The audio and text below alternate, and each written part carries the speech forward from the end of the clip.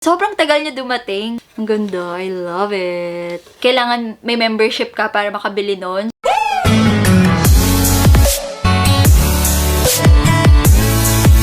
Hey guys! What's up? It's Renee and welcome back to my channel. For today's video, oh my god, sobrang tagal nito. August pa to. So I think you know what I'm talking about.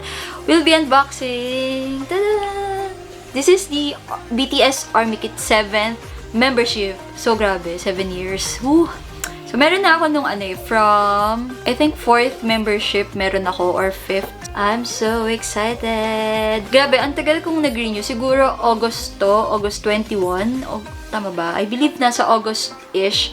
Last week of August yata yun. And ngayon lang dumating sa akin yung Army Kit. Sobrang tagal. Kaya talagang kung bibili ka ng Army membership, dapat patience is a virtue talaga. Kasi minsan, yung iba, sobrang tagal niya dumating. Kaya yung mga kaka-membership lang, kaka-order lang ng Army Kit, talagang patience is a virtue. Before we start our unboxing video, don't forget to click the like button down below if you're interested with this content. And if you're new to my channel, be sure to click that subscribe button down below and the bell notification beside it for you to be notified whenever I upload again. Without further ado, let's now start unboxing the BTS 7th Army Membership Kit. Maraming curious kung ano bang meron dito sa Army membership, bakit nagpapa-member, bakit merong Army Kit. Hiwala yung presyo ng Army membership sa Army Kit. Magpapa-member ka muna bago mo makuha tong Army Kit. So, meron kasing benefits na tinatawag pag nag-register ka for the Army membership. Meron kang mobile membership card para lang ID type, ganyan. So, nandito yon, mamaya papakita ko. Yung sa Weavers kasi, minsan meron silang nire-release na for the Army membership lang. Gaya ngayon, yung MOTS SE, kailangan may membership ka para makabili nun. So, kung wala, yun, medyo pahirapan. Kaya din medyo mahirap bumili ng MOTS SE. Kasi ngayon, exclusive na lang siya for the Army members. Meron din tayong tinatawag na benefits for purchasing BTS content on Weavers. This applies for early release, members only price, ganyan, and benefit available for selected content. Example dito is yung concert ng Bangtan, yung 1, and yung NYEL. Merong separate price yung may membership, and yun yung parang mas maganda compared sa wala. I don't know if I'm making any sense, pero ayun, yun yung perks mo. Parang meron kang option na i-avail to kasi member ka. And ito, yung 4th, the opportunity to pre-book BTS concerts and participate and raffles. Actually, matagal na ako nagtatry nito, pero never ako nanalo. So, alam niyo naman na pag nag-concert ang Bangtan sa Korea, hindi na siya yung parang dito sa Philippines na pipila ka ng napakahaba para makabili ng ticket. Sa Korea kasi, I believe ito yung kalakaran. Basta Bangtan concert is merong raffle na exclusive for the members. So, priority yung members. Pwede kang mamili ng kung anong gusto mong seat. Kunwari, VIP, ganyan. Yun yung raffle na sinasabi nila. Now, hindi porket may membership ka, mananalo ka sa raffle. Ako, ang tagal ko nang nagtatry ng raffle na yan. Never ako nanalo. So, I guess, malas lang talaga ako sa raffles. Pero, kung hindi ka member, okay lang yun. Kasi makakabili ka pa rin naman ng ticket. Pero, after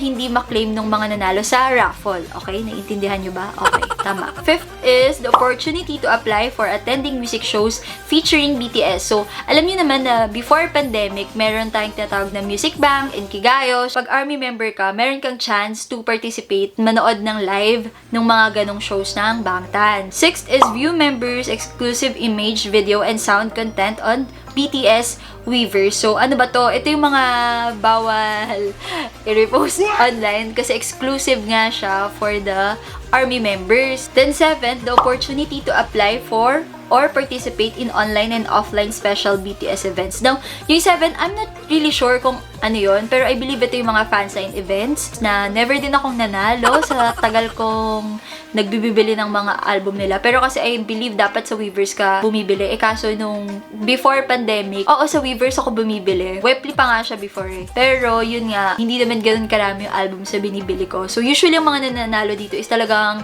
mga 50 pieces yung in-order or more than. Kasi syempre, more albums equals more chances of winning. Last but not the least is the opportunity to purchase a membership kit. So, ito yung membership kit na sinasabi ko.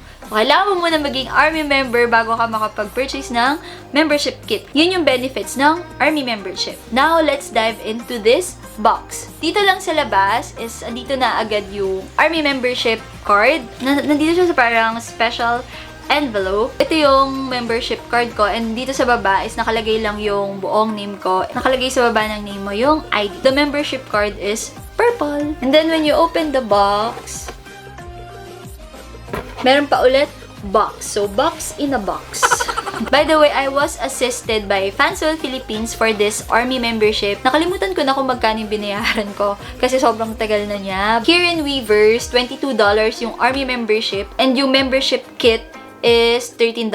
Grabe, ang tagal talaga nito dumating. Yun talaga, maski yung last year ko, December-ish ko rin siya natanggap eh. So, this is what the box looks like. And then when you open it, oh, so nice. I believe this is the book lamp. Ito yung book lamp. Wow. Oh my God, ang ganda. Ooh. Ayan, tin can design siya. As in, buksan natin siya. Ooh! Cute! Dito sa parang door, nakalagay, once upon a time, there were 7 boys. And then sa mismong lamp, ayan, ay silang 7. Tapos, meron siyang lampshade. Uy! Detachable siya. So, let's try this out. Yung battery na kailangan nito is AAA. So, make sure to put AAA batteries kapag nag-avail kayo ng Army Membership Kit. Ilagay lang ulit natin siya dito banda. Tapos, paano ba ito? Pinipindot ba ito? Wow! Amazing.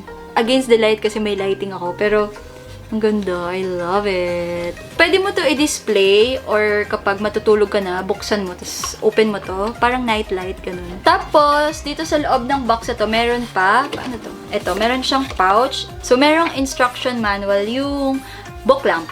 And then, itong pouch na to, ang cute ng pouch. Let's open this up.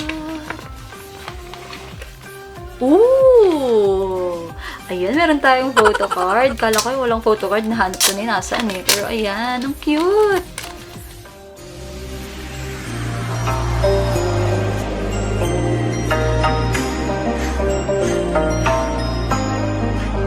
Next in the pouch is this one.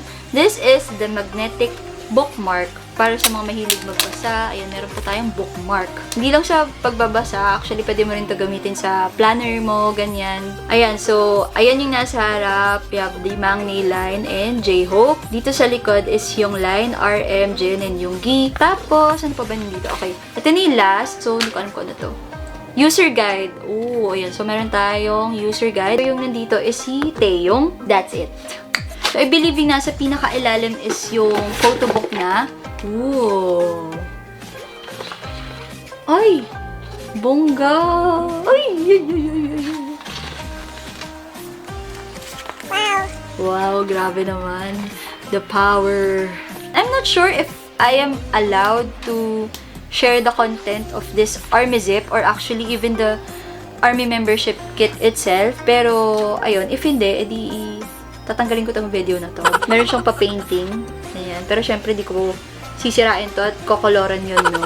Alright, so I hope you find this video very informative. If hindi ka pa nakakabili ng membership mo, leave me a comment down below kung nakuha mo na rin mo tong Army Membership Kit mo. Ano yung favorite item mo dun sa box? Yung book lamp ba? Or yung photo book? Or yung postcard? Do you think mas maganda yung items ngayon compared to last year? Or same lang sila? And gaano ka nakatagal member ng Army? So, ayun, just let me know in the comment section down below. I love interacting with armies kasi.